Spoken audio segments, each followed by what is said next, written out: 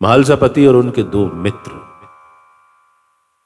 काशीनाथ शिंपी और अप्पा जोगले, हमने कल इनके बारे में बात की थी। ये तीनों साईं का खूब ख्याल रखते, लेकिन महालसापति को ये प्रिविलेज मिला हुआ था कि वो रात में साईं के साथ मस्जिद माई में सोते थे। तात्या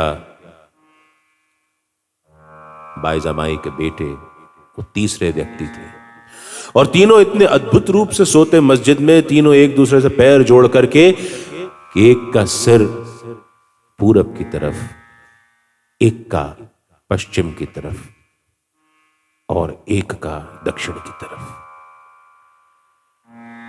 बाबा भी महालसापति की अद्भुत परीक्षा लेते। बाबा जब रात में सोने की लीला कर रहे होते, सोते तो थे नहीं, कोई देव कभी सोता है नहीं, चिर जागृत रहता है वो तो। लीला करते तो महालसापति को कहते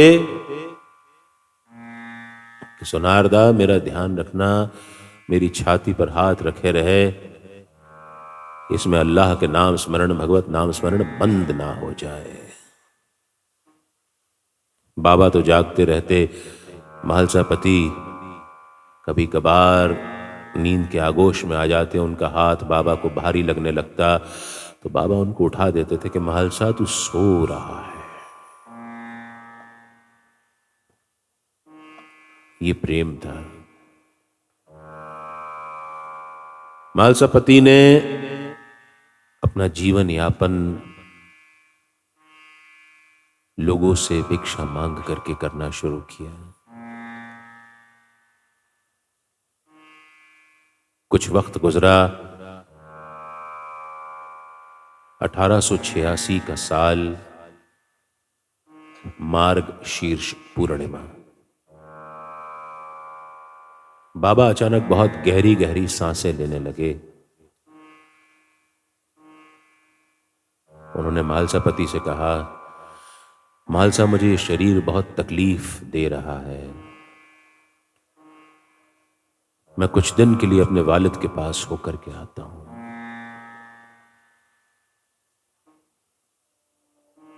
अगर 3 दिन में मैं वापस नहीं लौटा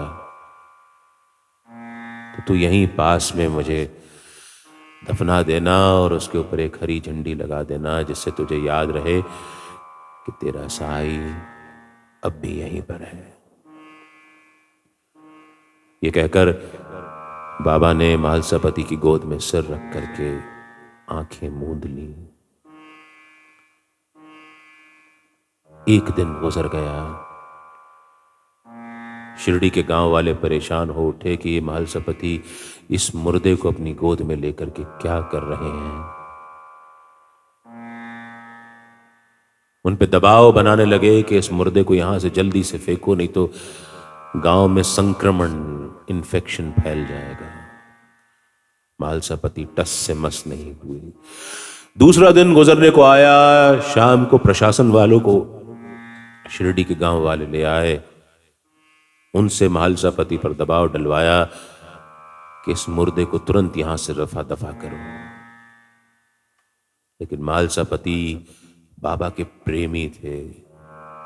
उन्होंने कहा, मेरे साईं ने कहा है कि अगर मैं 3 दिन में वापस नहीं आया उसके बाद तुम मुझे दफनाना। जब तक के 3 दिन नहीं होते पूरे, मैं इसे किसी को हाथ नहीं लगाने दूंगा। तीसरा दिन हुआ, दिन ऐसे ही गुजर गया। तीसरे दिन की रात हुई।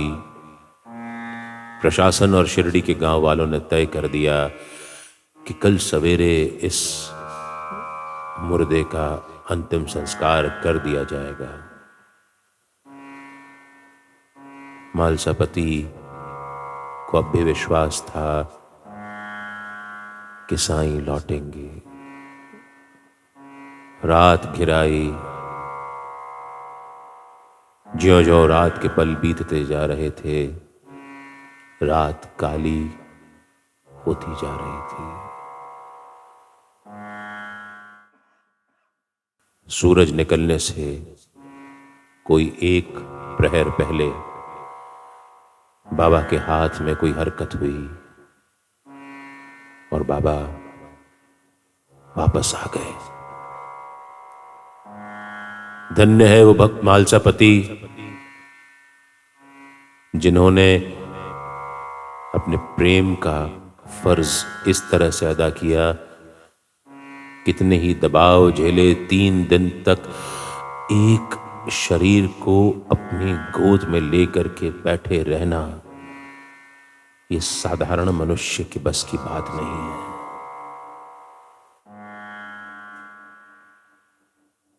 अगर मालसापति उस समय लोगों के दबाव के आगे झुक जाते तो साईं के न जाने कितने चमत्कार देखने से हम लोग वंचित रह जाते। 1886 की बात है। 1918 में बाबा ने समाधि ली।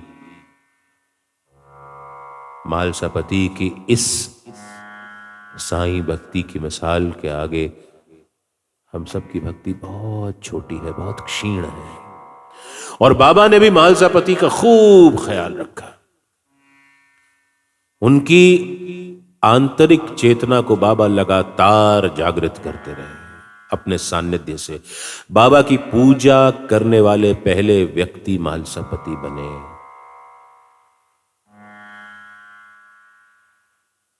बाबा ने पग पग पर मालसापति का ख्याल रखा। एक बार की बात है, मालसापति बाबा के पास आज्ञा लेने गए कि उन्हें खंडोबा पुराण पढ़ने के लिए एक पास के गांव में बुलाया गया है। इजाजत लेने आए। बाबा ने कहा जाओ मगर ख्याल रखना, वहां कुछ लोगों को मैं लड़ता हुआ देख रहा हूं। और बाबा की बात बिल्कुल सच हुई। मालसापति खंडोबा का पुराण वहां पे पढ़ रहे थे, तभी गांव वालों में आपस में 2 गुटों में लड़ाई झगड़ा हो गया। मालसापति को एक बार पंढरपुर विठोबा के दर्शन करने जाना था। पूर्णिमा का दिन था। इतनी ज्यादा भीड़ थी कि मालसापति को लगता नहीं था कि उस दिन आराम से दर्शन हो पाएंगे। और मालसापति अचानक देखते हैं कि साईं वहां भीड़ में खड़े हुए उनको देख रहे हैं। देख करके मालसापति मुस्काते हैं और देखते ही देखते मालसापति के लिए जितनी भीड़ थी वो रास्ता बनाने लगती है। देखने वालों ने बताया कि उस समय मालसापति की शक्ल में लोगों को साक्षात पांडुरंग के दर्शन हो रहे थे। ये बाबा की लीला नहीं तो और क्या है। मालसापति की 4 पुत्रियां थीं।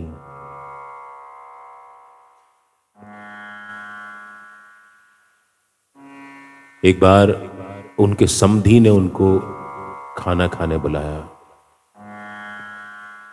बाबा के पास इजाजत लेने आए। बाबा ने मना कर दिया कि तुम वहां ना जाओ तो ठीक है, लेकिन समधी का बुलावा था, मना करते भी तो कैसे। वहां गए और वहां उनको अपमान का सामना करना पड़ा। मालसापति के पुत्र की मृत्यु हो गई थी और चूंकि मालसापति दीन दुनिया से बेखबर साईं के पास ही मस्जिद में सोते थे, साईं ने उन्हें जबरदस्ती काशीनाथ शिंपी और अप्पा जोगले के साथ वापस उनके घर रहने भेजा। और उसके 1 साल बाद उनको दोबारा पुत्र प्राप्त हुआ, जिसका नाम उन्होंने मार्तंड रखा। बाबा ने पग पग पर मालसापति की हर संभव सहायता की, बहुत प्रेम से रखा। भक्ति का एक प्रकार होता है मित्रता का। तो मालसा और साईं दोनों में मित्रता का एक भाव था, दोनों के बीच में प्रेम था। मेरी जिंदगी सवारी मुझको गले लगा के बैठा दिया फलक पे, मुझे खाक से उठा के साईं तेरी यारी को मैंने तो खुदा माना, याद करेगी दुनिया तेरा मेरा अफसाना। साईं जैसा यार कहाँ कहाँ ऐसा याराना, याद करेगी दुनिया तेरा मेरा अफसाना।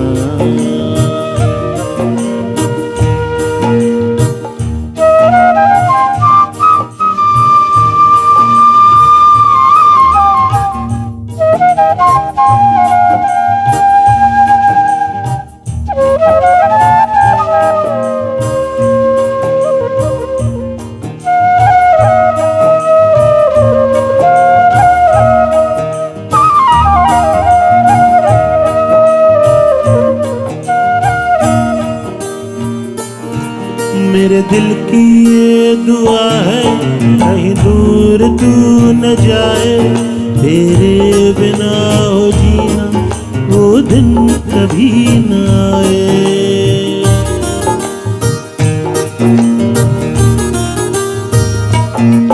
मेरे दिल की ये दुआ है कहीं दूर तू न जाए, तेरे बिना हो जीना वो दिन कहीं न आए। तेरे संग जीना यहाँ, तेरे संग मर जाना, याद करेगी दुनिया तेरा मेरा अफसाना। साईं जैसा यार कहाँ कहाँ ऐसा याराना, याद करेगी दुनिया तेरा मेरा अफसाना। साईं जैसा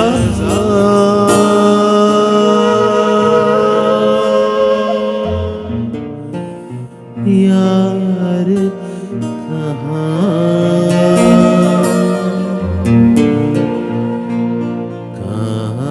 ऐसा यारा।